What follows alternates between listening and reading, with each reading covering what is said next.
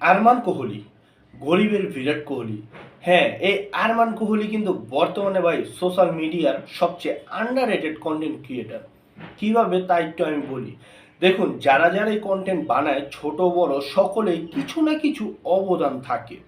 কেউ বাইরে যেয়ে ভিডিও বানাচ্ছেন বা কেউ ঘরের ভিতরে ভিডিও বানাচ্ছেন, তবে কারো না কারো একটু হলেও ভাই অবদান থাকে। এই ছেলেটার কথা ভাই চিন্তা করেন, শুধু একটা বিরাট কোহলির খেলা দেখবে একটা টিভির সামনে যে ই আ উ আ, ভাই বিরাট কোহলি কি এতটুকুই করে?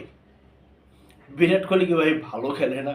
শুধু এই করলেই কি একটা কন্টেন্ট হয়ে যায়? আবার আমি তো অবাক ভাই, তার প্রত্যেকটা ভিডিওতে 2 লাখ 3 লাখ ভিউ হয়। আমি তো ফুললি অবাক। তো তার উদ্দেশ্যে একটা কথা বলি ভাই।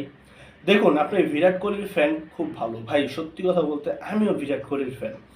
আপনি যদি সত্যি বিরাট কোহলির ফ্যান হয়ে থাকেন, ছাড়া তাকে নিয়ে ভিডিও বানান।